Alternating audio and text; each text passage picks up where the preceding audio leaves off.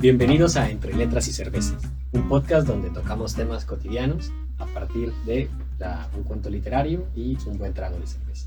Para el día de hoy traemos un cuento de Alberto Chimal. El cuento se llama La mujer que camina para atrás. Y bueno, ahora que estamos en la temporada de hablar sobre escritores que aún están vivos, y con este estrenamos el tercer escritor, traemos a colación un cuento de Alberto Chimal, un escritor mexicano que ha estado muy metido en la difusión de la literatura, en videos en YouTube, en páginas de... Creo que tiene un curso en doméstica, ¿no? De cómo escribir un No lo he visto, pero sí. Sí, lo he visto. Habrá que tomarlo. Habrá que hacer el curso. Y pues vamos a entrar de lleno con el resumen del cuento. ¿En quién le gustaría empezar a comentar? Si quieren inicio yo. La verdad es que a mí el cuento me pareció muy interesante. El planteamiento inicial es que es una pareja de novios, ella se llama Celia, creo que no dicen el nombre de él, ¿verdad? O sea, nada más es como que él es en primera persona. Y narra y dice que tiene una novia que se llama Celia, que trabaja en el centro de la ciudad, y que es de noche y él va por ella a recogerla. Pero cuando va por ella a recogerla, le dice, no, ¿sabes qué? Mi jefe me dijo que no hemos sacado los pendientes y que tengo que quedarme más tiempo. Y muy valiente ella dice, déjame subir para decirle que está loco, que me voy a ir a la casa, que ya trabajé mucho. Sube y regresa diciéndole, no, dice que me dieron 1 hora para comer, que puedo cenar algo ahorita, puedo merendar, pero voy a tener que regresar a trabajar porque hay muchos pendientes. Y hay una frase ahí que dice muy padre, dice, esto nada más pasa en México. Él se enoja, dice, pero ni modo, ¿qué voy a hacer? ¿Irme, dejarla aquí sola en el centro de noche? No, pues vamos a buscar un lugar.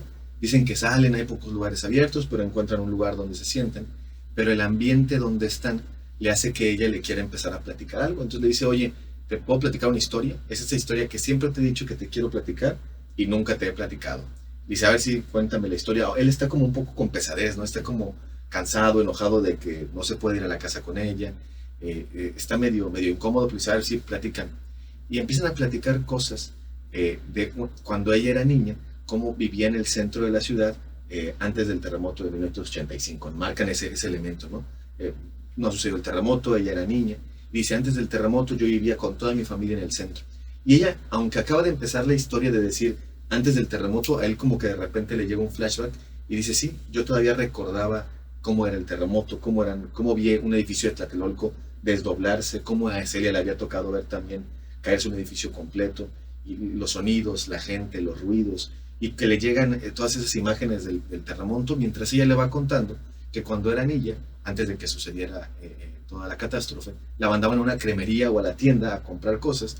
Creo que la mandaban por leche, no me acuerdo por qué la mandaban, pero al centro sola, y era una niña, ¿no? Y esa niña que iba caminando, dice que un día se le hizo oscuro, pero no era tan tarde, simplemente estaba oscuro. Y en el regreso de las cosas que había comprado, le pasó algo que la espantó profundamente, ¿no? Y el protagonista dice, no, híjole, me va a contar algo, dice, ojalá no sea una confesión traumática de su infancia que me vaya a contar ahorita, porque dice, ¿cómo se le ocurre en esta noche pésima contarme ahorita este momento psicológico así gravísimo, ¿no? Y cuando avanza la historia, se da cuenta que no, que va a ser una historia de terror, que se le apareció algo, y él descansa y dice, va a ser una historia de espantos, una historia de fantasmas al parecer, ¿no? Porque es una historia de algo sobrenatural.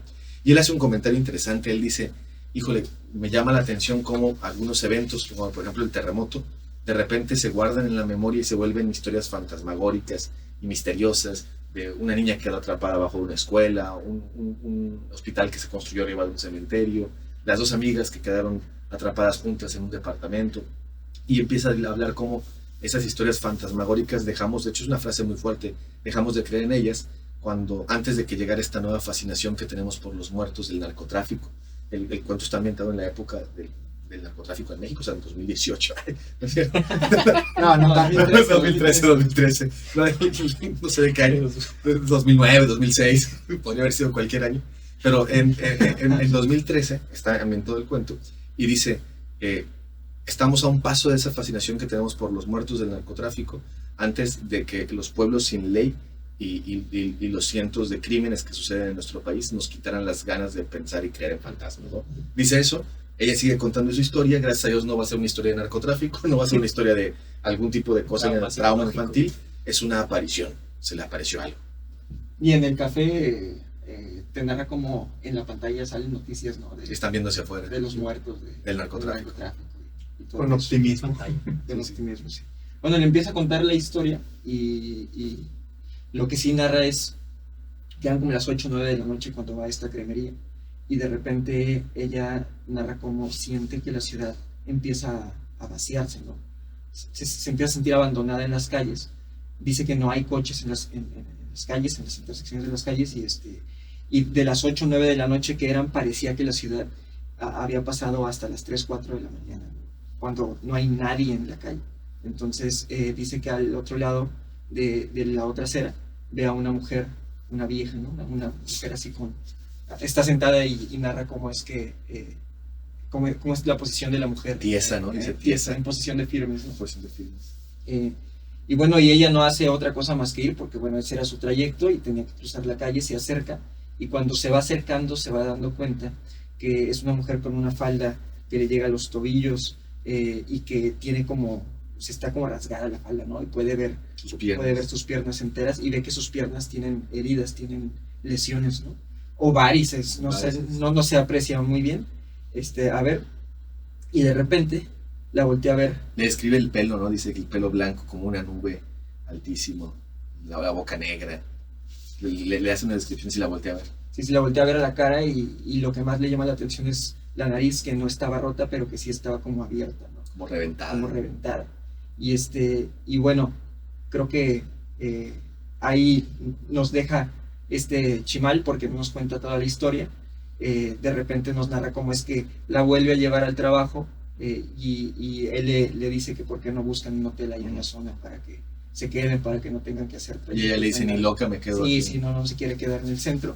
Ella se da la vuelta y se sube, y parece como si hubiesen peleado. Es que hay una frase ahí de él, ¿no? Él le dice, no voy a hacer que esa historia que me contaste se haya metido en tu cabeza y por eso no te quieras quedar en el centro. Ella se enoja y se mete, y él no va tras ella, sino que se da la vuelta, como que con un poco de ironía sobre el miedo que le generó la historia de la viejita parada en media calle. Entonces él se va. Está también muy padre el cuento, porque te empieza a narrar y a mencionar calles del centro, ¿no? Entonces dice que se dirige hacia Donceles, empieza a caminar por todas las calles del centro. De repente... No piensen que eso nada más aplica como para las ciudades grandes. O sea, no me imagino un cuento ambientado en Ciudad Madero, no sé. Yo sí he escuchado. Bueno, otra vez. Se escucha rarísimo, ¿no? Bueno, sí, pero está chido. La avenida Hidalgo, entonces, a las 3 de la mañana. Igual en 100 años y se vuelve una gran ciudad. O un muy buen pueblo. Y sentimos que estamos en Macón. Y caminando se encuentra con unos policías, un coche de policías, y policías vestidos de civil, y en la banqueta un tirado, ¿no? Un muerto. El cuerpo de un muerto. De hecho están acordonando la zona, exacto. Y él dice, bueno, no es el primer muerto que veo, pero sí es el primer muerto que veo en la calle, tirado. Y lo ignora y se va, ¿no? Se va a caminar. Y hay una parte padre que dice que cuando iba a pasar por el templo de San Agustín, ojo qué templo, siempre había ahí una persona pidiendo limosna. Un minusválido, ¿no? En silla de ruedas. Con una lona amarilla y un vaso para la limosna. Dice Lili, la seguramente alguien lo mantiene. Porque nunca había visto en la vida a nadie darle una moneda a ese señor. Sí. Que es un poquito... Me da curiosidad. ¿Será que... No sé, que nos pongan en los comentarios si es que hay alguien que nos escucha en la Ciudad de México, si hay alguien ahí. Sí, después él le da la vuelta a este muerto, y dicho sea de paso, creo que se nos olvida también que hace poquitos días los habían asaltado a los dos, ¿no? Entonces él todavía tenía el miedo del miedo asalto reciente del asalto, ¿no? Entonces ya ahí empiezan a narrar qué fue lo que pasó, qué fue lo que vio esta, ¿cómo se llamaba? Celia, ¿no? Resulta que Celia ve a la mujer blanca, y la mujer con este espectro fantasmagórico le dice, sigues viva. Solo le dice eso. Se lo grita. De hecho, le grita, sigues viva. Sigues viva. Celia pues era una niña. Los ojos rojos. Uh-huh. Y después de que le grita, sigues viva, se aleja. Esta mujer caminando para atrás sin dejar de verla. Muy rápido. Muy rápido. Y de pronto pues desaparece, ¿no? En esta caminata para atrás. A lo que la historia converge en que al esposo de Celia también se le aparece la misma mujer. Sí, va caminando, va como que recordando esta historia que le contó Celia, y de repente ve a lo lejos, ¡pum! Ahí estaba. No, pero primero empieza a darse cuenta que se vacía la ciudad. Sí. Y empiezan a pasar como que las mismas cosas que le suceden a su mujer cuando de niña. y de repente del otro lado de la acera ve a la misma mujer con las mismas características y la misma descripción. Hay una parte padre que dice, pareciera que alguien hubiera dado la orden de evacuación y todos hubieran obedecido. De hecho, este señor que estaba en la iglesia no estaba, No estaba. para este momento. De las sierras. Ujú. Entonces, también llega con la mujer y la mujer le dice exactamente lo mismo. De la misma manera le grita, ¿sigues vivo? Y se aleja. Y de pronto se pierde entre las sombras, Entre las sombras de los edificios. Y él regresa, ¿no? Él regresa para ir por Celia y no le dice nada. ¿No? Dice, no se lo he contado y no sé si lo voy a contar. Sé lo que vi a esta mujer en la oscuridad gritarme, sigues vivo.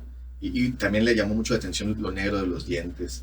Dice que no se le había imaginado esa dimensión. El olor. Eso el dice, olor que no padre. menciona a su esposa, Dices, pero que él sí. Celia no había contado la parte de cómo olía. como a podredumbre. Dice como algo que no debería existir y sin embargo existe. A eso olía. Eso, güey. O sea, está bien fuerte, ¿no? Algo que no debería existir y sin embargo existe. Y bueno, va por Celia. Ya él tampoco se quiere quedar en ningún lugar a dormir. Ella pregunta si hay alguien donde pueda llegar. Un amigo. Un amigo. Dice, no, ya vámonos. Se quiere ir, pero no quiere decir nada. Y así acaba el cuento, ¿no? Que se están alejando y dice, caminando hacia adelante. Carlos lo notaba bien. Avanzábamos hacia adelante.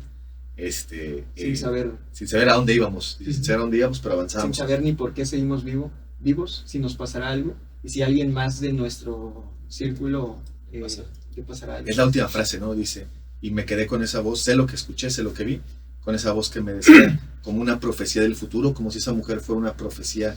Y dice, no sé si se nos es permitido conocer momentos proféticos en el que nos den advertencias sobre el futuro, y así como a Celia le dijeron, sigues vivo. Y que Celia interpretaba el sigues vivo, eso es importante. Celia interpretaba el sigues vivo como que la mujer le dijo sigues viva del terremoto, de que iba a sobrevivir al terremoto. Entonces ahora esa misma profecía se la hacen a él, sigues vivo, no sabe de qué va a seguir vivo, pero la pregunta que se hace es, ¿y seguirán vivos los otros? ¿Seguirán vivos los demás? Y hay una pequeña conexión extraña con, bueno, ya entraremos en el análisis con el narco, o sea, con el miedo, con el asalto, con todo, ¿no? Y ahí terminan que se van caminando pensando si seguirán vivos los demás.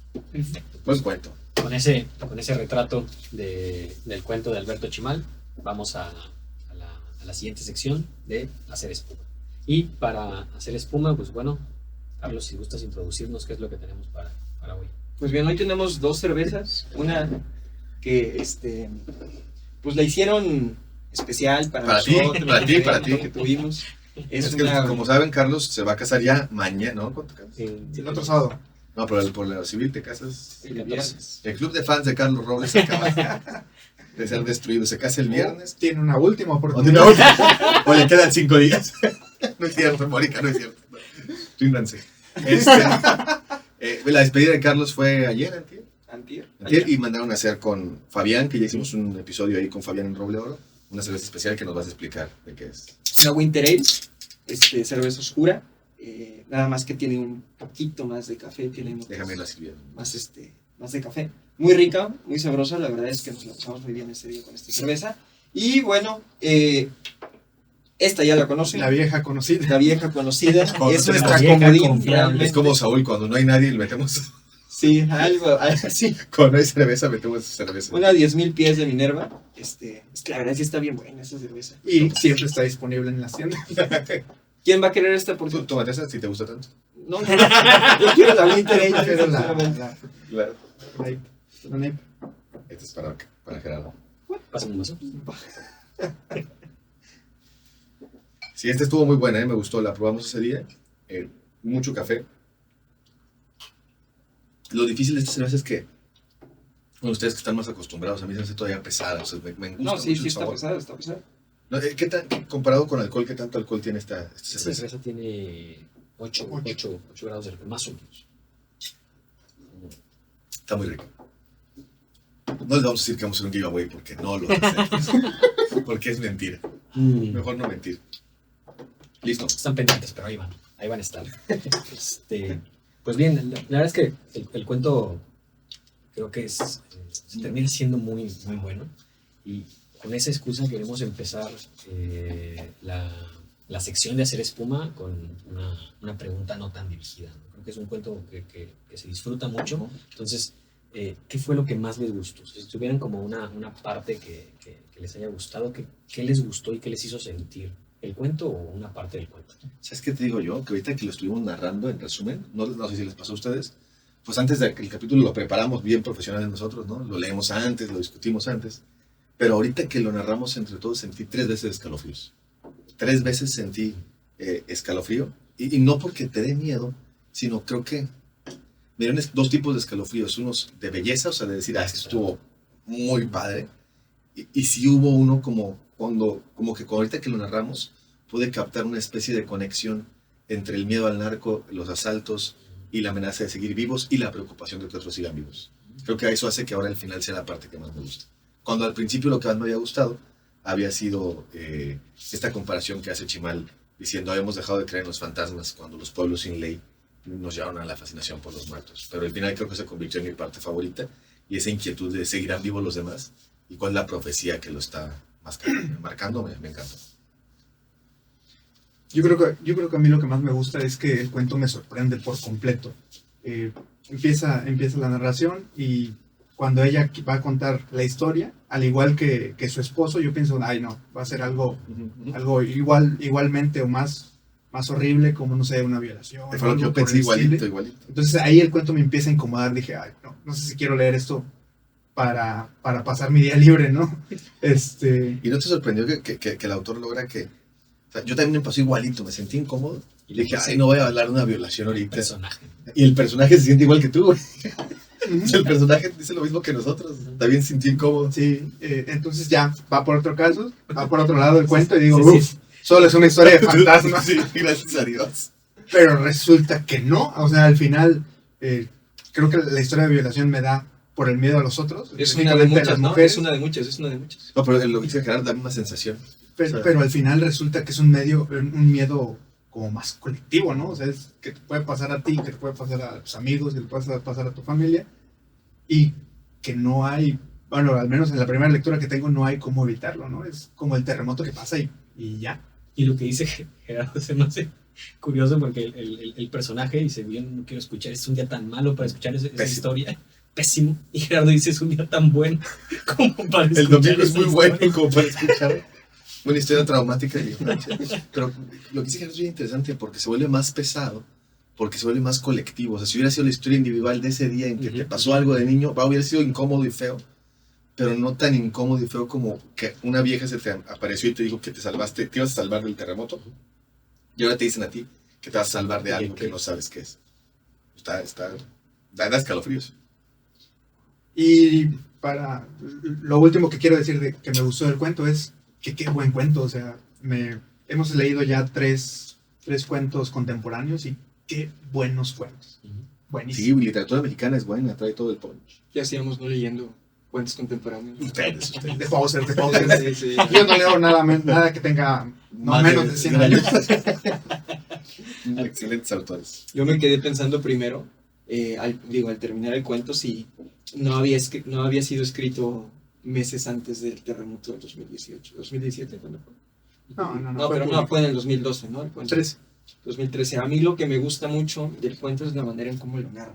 O sea, me gusta mucho la conversación en la que ella empieza narrando esta vivencia de su infancia. Y nos revela toda la historia. Y al mismo tiempo, como comentarios, o sea, como si pudieras entrar al pensamiento del personaje que escucha, cómo va divagando por el terremoto, por los comentarios, por las historias que contaban los viejos acerca del terremoto, por lo que vio, por los edificios caídos, y cómo lo relacionaban no nada más con la historia de su ahora esposa, sino también con lo que pasaba en la televisión, ¿no? Literal, entonces, sientes que estás en su cabeza, como cuando alguien te platica algo y te estás distrayendo. Sí, ¿no? O sea, no, sí, o sea, que está escuchando, pero al mismo tiempo cuando dijo antes del terremoto le vino la idea del terremoto, cómo vio. Yo creo como alguien que asocia. Está poniendo atención de verdad. No, pero me refiero a que se distrae, no que no la escuche, sino que se distrae de que se conecta con la historia. Ya. Entonces, cuando ella dijo terremoto, él se fue a ver el edificio de Tlatelolco cayendo y lo que nos pasa a nosotros. Así como piensas. Resulta que siempre conectas, güey. Para que veas. Y esa es una, y otra, creo que el final, la parte en la que narra el olor, es muy buena. Es muy buena, o sea, sí me provocó como no la misma sensación de asco, pero por lo menos sentí empatía con el personaje, ¿no? ¿Y por qué no lo habrá narrado ella? Porque si es una parte tan fuerte porque Celia no contó el olor, contó la nariz rota, también no se imagina la nariz rota, el pelo blanco, es una gran descripción de la anciana. Pero justo el olor, ¿no? Que es la parte así como de terror extraño, de algo medio raro de describir, ¿no? O sea, no te lo imaginas, o sea, solamente tienes como que lo captas, una sensación de algo indescriptible que es como terrorífico. Algo que no debería existir y sin embargo existe. Además, muy bien narrado en palabras, ¿no? Sí. ¿A qué huele? Algo que no debería existir y sin embargo existe. O sea, ni siquiera es un olor y te lo imaginas bien de la... Sí. Horrible. Y creo que tiene muy buenas partes el cuento en general, ¿no? O sea, incluso esa entrada a la oficina, la idea de ir a comer, o sea, se ve muy natural el cuento. Es lo que dice Carlos, me gustó mucho cómo cita las calles. Digo que se me hace muy padre, como en México se oye padre decir Donceles, Isabel la Católica, pero no me lo imagino en otra ciudad como se oiría eso en un cuento de literatura. Pero a mí me gustó mucho. Y creo que hay partes incluso donde o sea, lo hemos leído tan pronto y ha sido un análisis ahorita tan... Es como tú estás catando la cerveza o el vino. Es la primera nariz o la primera vez que lo tienes en boca. Entonces es la primera vez que nos encontramos con el cuento, pero sospecho, eso es lo que me deja, que decía Gerardo, sospecho que hay más en este cuento de lo que vamos a poder entrar en esta primera nariz del cuento, porque me deja una sensación rara la persona que está en la iglesia pidiendo limosna, que seguramente también huele, seguramente hay algo de olor. De hecho, lo que yo pude pensar con respecto al cuento fue el olor que luego me puede llegar a generar gente que está en hacinamiento, que vive en situación de calle. Creo que hay algo de olor ahí. Creo que la conexión con el tema del narco que está en su cabeza también tiene un peso importante. Y creo que el muerto también con el que se topa tiene un peso importante. Que ya no aparece cuando pasa con... Que ya no Cuando está, está con su... Y el asalto. Y el asalto, o sea, hay un conjunto de sensaciones, es un gran cuento de sensaciones. Sí, de hecho la sensación con la que también me quedo es cuando él narra cómo cuando veían a los dos tipos que lo asaltaron, él no hizo nada para defenderlo. Dice eso. Sí. ¿Qué habrán pensado ella? Que me quedé como un tonto cuando los asaltaron. Los dos flacos que tenían armas largas. Dos flacos con armas largas. Qué buenas descripciones. Que parecían armas largas. Pero hace todo un planteamiento interesante. Yo me acuerdo, fíjense, cuando estaba en Tuxpan, todavía una ciudad más pequeña que Tampico, para la gente que nos sigue escuchando en Nueva York. En Tuxpan había una señora que le llamaban Alejandra, y despectivamente le decían Alejandra la loca. En cuanto yo empecé a escuchar la idea de la viejita, me acuerdo de Alejandra, ¿no? No se había ido a Tuxpan, y es muy famosa Alejandra. Para los que nos escuchen, comenten para que vean que no inventé Alejandra. Creo que ya falleció la señora, pero una señora que seguramente tiene algún padecimiento mental, que no sé si vivía en condición de calle, no creo que más bien vagaba por las calles. Los dientes no negros, pero sí unos dientes llamaban la atención, un pelo blanco, largo, chaparrita. Pero Alejandra tenía una particularidad que era que le pegaba las cosas. Entonces, tú la ves en el centro de la ciudad y de repente le pegaba un carro con un bastón que llevaba. Te veía formado en la fila y ¡pum!, te pegaba un zape. Pero todo el mundo sabía que era una señora que tenía un padecimiento mental, entonces nadie se metía con ella, ¿no? Pero no sé por qué me generó esta sensación de estas figuras medio locas que la literatura o la humanidad o el inconsciente ocupa como advertencias. De hecho, esa es la palabra monstruo, ¿no? O sea, mostrar como advertir, que mostrar que nos muestra cosas, y a veces esos elementos misteriosos, extraños, locos, raros, te advierten cosas sobre tu vida. Aquí en este caso en el cuento sobre el futuro, tal vez un tipo de profecía, pero a veces el monstruo advierte cosas sobre el pasado, a veces el monstruo advierte cosas sobre lo de adentro, por tu interior. O sea, me hizo pensar mucho en los cuentos de Guy de Maupassant o de Lovecraft. ¿Cómo se imaginan ese estilo de profecía, ¿no? O sea, el cuento, como platicábamos hace un momento, tomaba esta representación de historias lamentables, sucesos muy lamentables, como puede ser el terremoto, que de pronto se volvían esta especie de historias de fantasmas, y de pronto una realidad más fuerte que te hace olvidar esas yo creo que todos lo vivimos, ¿no? O sea, yo creo que todos lo vivimos. Fíjense cómo el ambiente de un cuento de terror, no, es que no sé, creo que sí es terror lo que genera creo que el autor logra combinar una expresión cultural que todos teníamos interna, que era que esto que estábamos viendo en 2009, 2012 eran cuentos de terror. O sea, para la gente que nos escucha de otro país, México sí pasó, siempre ha sido difícil el país, pero especialmente recuerda, aquí en Tampico, especialmente 2009, 2010, 2011. O incluso en Sinaloa también. En Sinaloa, pero aquí yo recuerdo mucho en grandes México. partes del país. Yo recuerdo aquí, especialmente en Tampico, que era 2012, particularmente como de repente había... 2008, ¿no? 2009 por ahí. Bueno, entre todo ese rango de años. Eso es un problema. Es un problema. Cada quien lo vivió fuerte en algún momento en particular, No, y en empezó- ese periodo de tiempo. Yo recuerdo que empezaba en 2009 fuerte, así dramático, pero en 2011, 12 tal vez, recuerdo que un día dije, esto es como una zona de guerra, autobuses quemados, se escuchaban balazos, caminabas, me acuerdo que una vez mataron a una persona enfrente de donde yo vivía, Antes de salir, te metías a Twitter para ver qué había qué había. y hacia dónde ibas y No, si de no había repente- pasado nada. En las noches se escuchaba. ¿No? Y luego había historias que sucedían que tu primo, que quién sabe Sí, quién sí, sí, había sí, escuchado, de cosas horribles, pero ya que eran macabras, que habían sucedido enfrente de tal casa, y empezaba un terror colectivo real. Y yo me acuerdo que hacíamos esa reflexión, decir, esto superó la ficción, o sea, ¿quién le va a tener miedo a los fantasmas? Cuando no manches, vas Como dice Chimal. a comprar pan y de repente sales terminados agarrados a balazos. Yo una vez mi hermano fue a comprar pan y terminó en la panadería escondido en el horno porque se empezaron a agarrar a balazos en la esquina de la casa. ¿Y qué tiempo hay de tenerle miedo a los fantasmas? ¿Sí? ¿No han visto esos TikToks? Son malísimos, son muy buenos. Cuando le hace el demonio de mi cuarto y yo, Ah, sí. que vivo en Sinaloa, que están los balazos, y el demonio del cuarto también está tirado en el piso. Con él, los dos agachados escondidos. Es justo la Sí, representación el del TikTok cuerpo. expresando la literatura fantástica mexicana. Estás diciendo que una persona que hace el TikTok está al nivel de un No, escritor. no. Pero logra, pero la humanidad. En la humanidad, Nada de lo el humano nivel es de ajeno. cultura Ya. se expresa ahí. De que no hay tiempo para tenerle miedo a lo fantástico.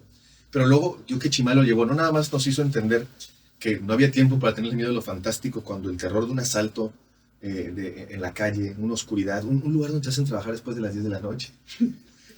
Perdón, Carlos. Pero en tu casa. Todos No tienes que andarte preocupando por las balaceras 3 medio. puedes escucharlas Fantasmas. cómodamente desde tu teclado. No, pero un lugar donde te hacen trabajar después de las 10 de la noche y te vas y te dan una hora para comer y vas a regresar. Después seguir A las trabajando. 3 de la mañana. Entonces, y de hecho, como dicen, así es México nada más. Y luego va a tener que regresar al día siguiente. Dice, no acabamos. Voy a Se tener fue a las 3 y va a regresar a las 10. De hecho, cuando se van al final del cuento, dice, vamos a ver dónde pasamos la noche para el día siguiente agarrar transporte. Sí, pero lo fuerte es esta carga de trabajo brutal. En este lugar donde te acaban de asaltar hace 2 días. En un país donde están matando gente todo el tiempo. Y donde de repente se te aparece un fantasma que te dice, que te la libraste, güey. ¿De qué? ¿De qué? Dime de qué. ¿Dónde vas? Espere, señora. No tienes dónde quedarme. ¿Me puede acompañar a mi casa? Así se me asaltan. Aquí traigo paro. Te ganaron. Ese es mi secreto, no mames, me la vivo librando. Bienvenido a Me la he Latinoamérica. pasado sobreviviendo. Está muy duro, o sea, pero ahorita que lo estamos platicando, se alcanza a percibir un poco más, ¿no? Se alcanza a percibir lo que digo que Chimal logra, no nada más es equiparar el terror de lo cotidiano con el terror fantástico, ni siquiera el terror cotidiano que se vuelve fantástico con el tiempo, sino una combinación bien rara del terror fantástico advirtiéndole sobre el terror cotidiano. O sea, Y el terror cotidiano también, ¿no? O sea, que todo el asalto de ese día, el trabajo, muerto, 2 horas, el muerto en la calle, ¿no son el todas esas hombre. también advertencias de... Qué buena esa, Jorge, Qué sí. Todas son advertencias, Sí. todos son monstruos. Qué buena esa. Está horrible el cuento. No, Sí. pero eso Horrible en buen sentido. no, pero eso que dice Jorge, fíjate qué interesante. O sea, la vieja es solamente una de las figuras más, tal vez la más tranquila, porque al ser fantástica es menos directa y puede llegar un poco más a su conciencia para sobresaltarlo y darse cuenta de lo que está pasando. Sí. O sea, Además ya lo normalizó. Qué padre, no se ha No dado lo ve. cuenta el personaje de que sigue vivo y que eso ya es impresionante. Eso está muy chido. Entonces, y aunque se lo han dicho, tú pudiste haber sido el que mataron. Una figura Ahí, que... O sea, tú pudiste haber sido el pobre que está Sí. sin dinero, tú podrás estar en una ciudad donde están matando el narco. Sigues vivo por lo que ha pasado y por lo que va a pasar. Pero eso está muy chido. Es una figura que retira la normalización de todo lo grave que Pero sucede. para hacértelo claro, y Chimal que lo ocupe como recurso. Es decir, hoy tengo que crearte una mujer fantasma con los dientes negros y las piernas chuecas, para que te des cuenta que ya te le estás pasando. O sea, ya es una suerte que hayas pasado 2012 vivo. O sea, después de estas cosas. Qué bien, qué bien. O sea, porque el muerto, en cierto sentido, es también una vieja advirtiéndole de sigues vivo. El mendigo es una persona diciéndole, hey, sigues vivo. Los saltantes, o sea, todo lo que se encontró. Las noticias, todo son advertencias que, como están normalizadas, no alcanzan a ponderar en el peso real. Hey, tienes trabajo. Tienes trabajo. además, Sí. Mm. Yo Esto sí da miedo, ¿eh? Eso sí, ya dio miedo. O sea, ya, y ahorita nos vamos juntos a la casa, ¿no? Nos quedamos aquí. El capítulo pasado lo grabamos estando en Ciudad de México con Luis Florencia en un centro de convenciones Tlatelolco. Se cayó el edificio del terremoto. Pero estábamos hablando que a las 3 de la mañana, ¿no? eran las 2:30. 2:30 de la mañana estábamos grabando el episodio. Y nadie sintió miedo. Imagínate que hubiéramos hecho este cuento ahí. Saliendo de Tlatelolco. A las 3 de la mañana. Manejando. No, Ojalá se hubiera aparecido la doña para que me acompañara. Para que me avisara. Para que me avisara. Así como, gracias. La voy a librar. ¿Qué vas a decir, Gerardo? que no sé, yo también experimenté, o más bien como que recordé cómo he vivido los miedos a lo largo de mi vida, y creo que con el crecimiento, ¿no? O sea, como cuando eres chiquito y los miedos son estas historias que te cuentan los adultos o tus primos mayores, de fantasmas y de seres que se aparecen, y realmente, al menos a mí en su momento se llamaban terror, ¿no? O sea, terror. Y de pronto viene otro acontecimiento, como en el cuento es presentado el terremoto, y en mi caso, no sé, o sea, cuando hice conciencia de la muerte, del peligro que representaba, no sé, viajar en carretera o que te atropellaran y que era real. O comer pan. O comer pan. o comer pan, efectivamente. Y de pronto viene otro tipo de miedo, ¿no? O sea, otro tiempo, el miedo como ya más existencial de, no sé, por ejemplo, ahorita voy a tener un hijo y digo, rayos, ahora No, sí tengo miedo de morir. Y no por mí, sino como en el cuento, por los otros. No lo vas a creer. Yo cuando yo estaba esperando a mi primer hijo, a mí me encantaba subirme a los juegos de la feria y el martillo y a la montaña. Ya después de eso. Te lo juro que el día que fui a la feria y tenía miedo de subirme al martillo. Miedo, o sea, no sé por qué. Dije, me voy a subir el martillo, que siempre me subo. Siempre había sido el más aventado de todos mis amigos y todo. Y dije, no me subo. No me subo. Y empecé a decir, no. Pues eso es algo que también narra Roberto Bolaño. Dice, antes de mi primer hijo yo me sentía invencible, no tenía ningún miedo. Y después de mi primer hijo me volví la persona más miedosa del mundo. No quería, o sea, muy cobarde, por el temor a la muerte. Entonces creo que es algo... Pues se arregla con un seguro de vida. Ya. Yo compro un seguro de vida y ya me subo a la montaña rusa. Uno bien chido, el mejor que puede pagar. Algo común ahí. Nuestro asesor financiero, Jorge. Es más, creo que lo mejor que le puede pasar a mi hijo es que me muera. pinche Jorge. Válgame madre. Yo a veces estoy tan preocupado que digo, puta, ojalá me muriera. Eso resolvería los problemas de mi casa. Sí, la verdad. Lo que le podría pasar a mi hijo. Todo bien en casa. No, pues no.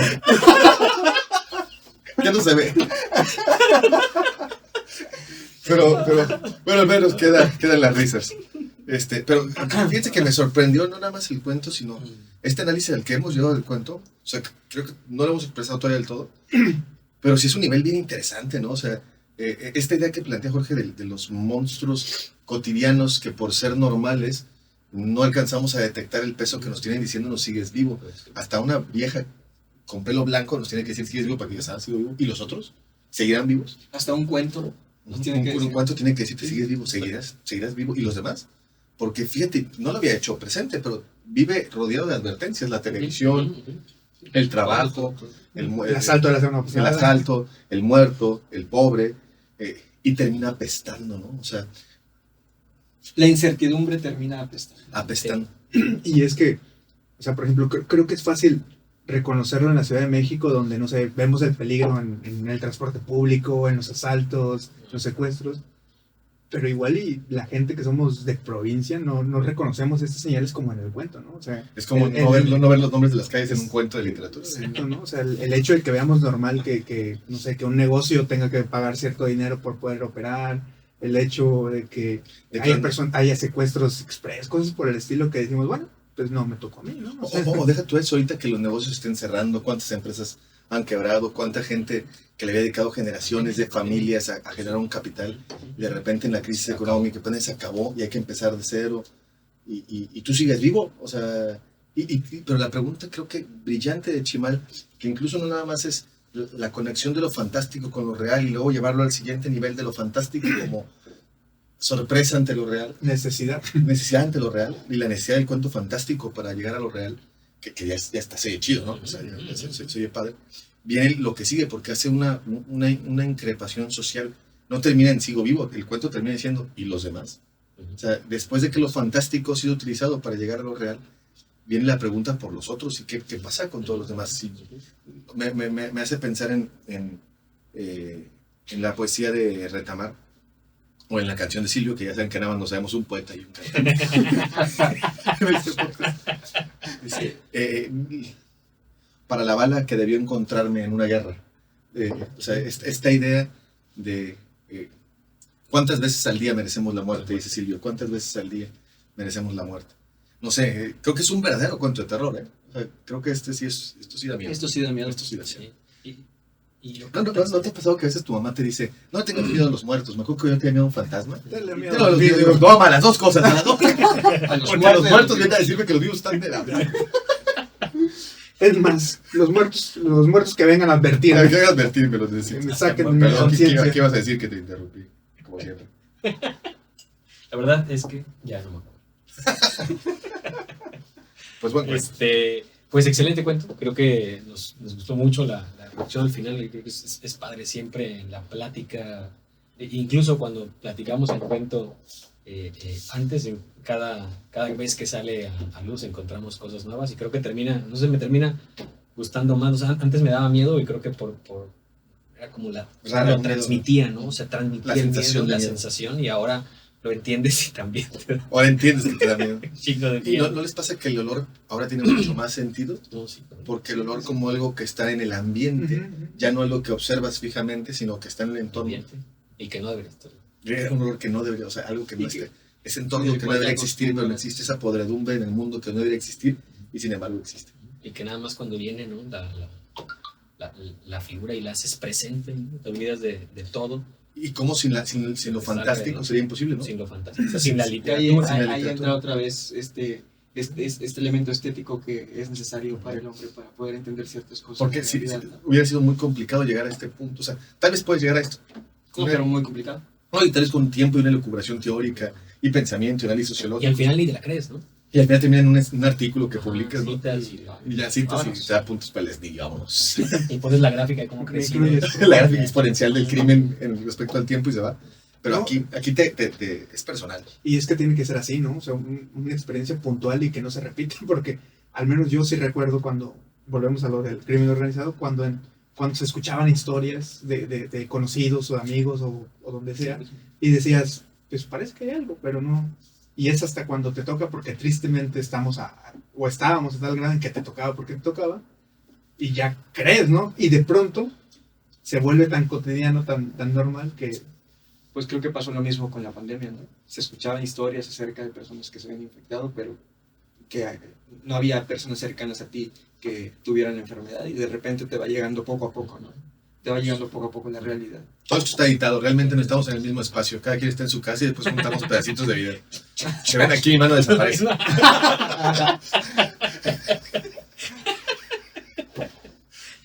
Bien, pues con eso nos vamos. Y excelente reflexión. Creo que un gran cuento de Chimal. Y vamos a la siguiente sección, la última, y nos vamos. Qué buena cerveza, güey. Sí, Oye, qué buen cuento, güey. Bien, pues en esta sección vamos a escuchar una canción que nos trajo mucho de recuerdo el cuento, que es de El fantasma de la ópera, y se llama The Point of No Return. Yo creo que vale la pena, que hay sensaciones. Así como el cuento, lo primero que nos hizo fue causarnos una sensación. Uh-huh. Así la canción, ¿no? Esta canción. Incluso antes, ni siquiera es que... Entender la letra ni leerla, la parte que vamos a escuchar te provoca una sensación extraña. Vamos a escuchar 30 segundos para que no nos bajen el video. Menos de 7 Menos de 7 segundos para que no nos bajen el video. Past the point of no return, no backward glances or games of make-believe or at an end. or thought of if or when. No use resisting, abandon thought and let the dream descend. Bien, perfecto, pues ya que la escucharon, les recomendamos escuchar un poco más por su cuenta. ¿Qué les hace sentir la canción de Primera Instancia? No sé ustedes, a mí. Yo siempre que escucho, específicamente esta parte que escuchamos, me quedan con ganas de escuchar toda la canción. Sí. Te queda una sensación de seguir. Que se calme. incluso sin oír la letra, sin entender que la letra es muy buena y también la letra me encanta. Creo que es brillante la música. La música es como el cuento de Chimal en el que no entendimos al principio. Creo que a lo mejor no hemos entendido todo. Ahorita que Chimal, coméntanos y explícanos si sí entendimos. Pero si no entendimos, igual tampoco a Andrew Lloyd Webber, te deja una sensación la canción de Point of No Return. Te deja algo extraño en el cuerpo de ir moviéndose. ¿Ustedes? Sí, yo creo que, o sea, podemos decir simplemente que te hace sentir mucho, ¿no? O sea, te dan ganas de hacerte parte de ese nivel de sentimiento, ¿no? Está Expresa canijo. un gran nivel de sentimiento. A mí me gusta como dice, no tiene sentido resistir. Hay una parte que dice, no use resisting. No sirve de nada resistirse. Abandónate. Y además la canta como con rabia, ¿no? Con un cierto enojo por digo, lo que dice la letra creo que te da muchas claves, pero por lo menos a mí lo que me hace pensar es en estas decisiones, bueno, en esta forma de ser medio estoica, de dejarse ir por ciertas cosas. Uh-huh. Y aceptar las cosas tal cual son. ¿No? Y seguir caminando. Seguir caminando, exacto. Hacia adelante, como le cuento. Esa parte que dice, what raging fire shall flood in the soul. Me impresiona qué fuego ardiente inundará el alma.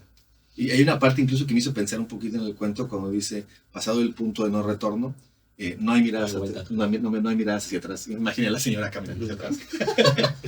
Sí, porque dice, sin mirar nunca hacia atrás, siempre caminando hacia atrás. Que eso no lo analizamos, ¿por qué camina hacia atrás la señora? O sea, ¿por qué? Yo creo que no le dimos el tiempo que podría merecer la idea de que así llama el cuento. Y otra cosa que decía, Carlos, no, pero lo que decía Carlos también, nada más pasado en la canción, decía Carlos, estábamos pensando qué cuento de Chimal escoger, ¿no? Y decíamos, a ver, ¿cuál es la obra más nueva? Compramos varios libros en Amazon de Chimal, si ahí veo una compra extra, ¿no? Chéquele, compra de esta hora.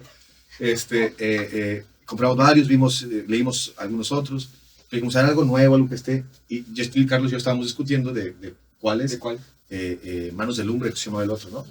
Y estábamos entre Manos de Lumbre y y me decía, a ver, parte de unidad, Rafa, este es un cuento de 2013 que sale en un libro de 2020 y el libro se llama Como el Cuento. Como el Cuento. Esto debe estar bueno. Debe tener algo, ¿no? Entonces algo de ahí de la mujer que camina hacia atrás está interesante. Cierto, así se llama y no pensamos en por qué camina hacia atrás. Pues que nos lo pongan, ¿no? Que nos lo dejen ahí. ¿Qué creen ustedes? ¿Qué creen ustedes? ¿Por qué camina hacia atrás? ¿Por qué camina atrás la mujer del cuento de la mujer que camina hacia atrás? Listo. Perfecto. Bien, pues vamos a la última sección, la caminera. En la caminera, pues cada quien nos va a dar una recomendación para llevarnos a casa, para escuchar o para leer. ¿Qué es lo que van a recomendarle a la gente para llevar? Yo les voy a recomendar una película de Costa Gabras que se llama Missing, que es una película muy fuerte, muy fuerte.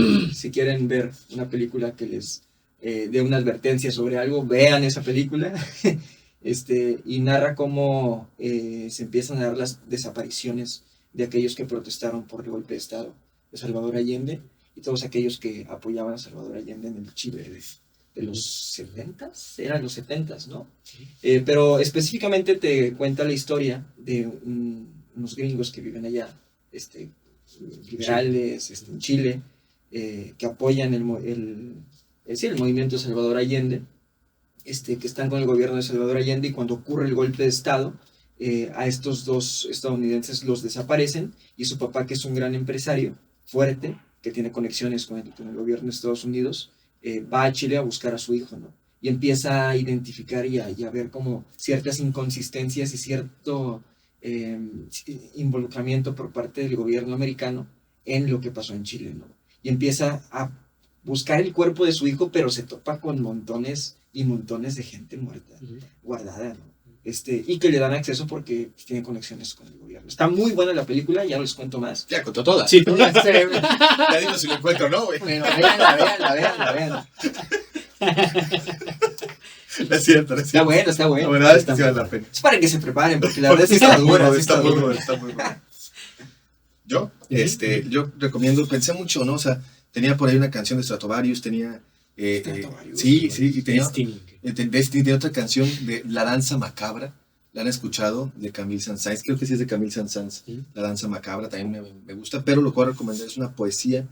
Ya recomendaste 5, güey. O sea, Es un estilo. Bueno, ya para. Claro. No, déjalo.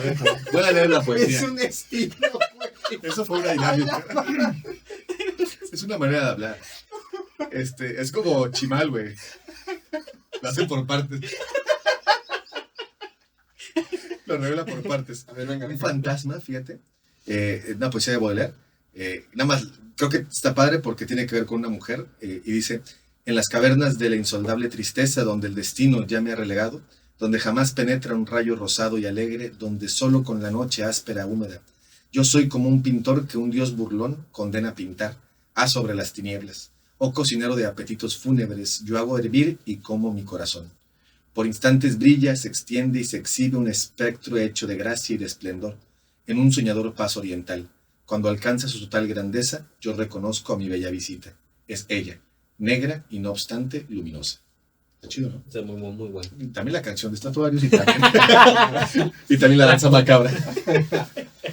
Pues yo les voy a recomendar para quienes han escuchado al menos más de 3 episodios, y seguro ya los hartamos, otra canción De Silvio. de Silvio Rodríguez, Pequeña Caminata Diurna, creo que... Pequeña Perdón, serenata. Pequeña Serenata Diurna, y es Eso una que mujer es que camina. Como mujer que camina. Ya las junté. Me recuerda mucho, ¿no? Creo que justo el tema que estamos hablando sobre que te hace pensar siempre creo que cuando te llega ese fantasma y te dice sigues vivo, y de pronto te preguntas ¿Y los demás? ¿y los demás? Yo sigo vivo, pero ¿y los demás? Que es lo que me recuerda mucho la canción. Esa parte de que me perdonen los soy muertos. feliz, que me perdonen los muertos de mi felicidad. Creo que se entiende también más en el contexto del cuento, ¿no? Porque a veces te preguntas, bueno, yo soy feliz y eso, ¿por qué tendría que ser a costa de ¿De los demás? Bueno, ahí léanse el cuento. O yo estoy vivo y ¿qué pasa con los demás? Exacto. Okay. Qué buen final, de Chimal. Yo creo que Me gustó mucho. Muy humano. muy bueno. Gerardo. Yo recomiendo el cuento de Julio Cortázar, el de Apocalipsis en Solentiname. Uh-huh. Me parece que podría ir de la mano con esto que acabamos de leer. En esencia, por ahí Julio Cortázar, protagonizando el cuento, va a una isla, a Solentiname, en Nicaragua, convive con otros escritores, convive con la gente local, se relaciona mucho con lo que ellos hacen, por cómo viven en esta pequeña población. Regresa a París, y una vez que regresa, por ahí pasa algo que al igual que el cuento, le cambia la perspectiva en que ve la vida. Entonces está... Y de hecho vamos a un episodio de Sí, de hecho, Apocalipsis en Solentiname. ya que esa recomendación, si las demás las omiten, lean Apocalipsis en Solentiname, porque Va a ser el siguiente episodio. será uno de los siguientes episodios. Y bien, pues muchas gracias por acompañarnos también. La verdad es que estamos muy, muy como todavía extasiados del El cuento. Todavía de la seguimos reflexión pensando, del ¿verdad? cuento. Léanlo, buenísimo. Léanlo, muy Buenísimo. buen cuento. Y listo, ¿no? Pues muchas gracias por acompañarnos. Esto fue Entre Letras y Cervezas. Muy buen cuento. Estuvo muy chido, Sí, me gustó mucho.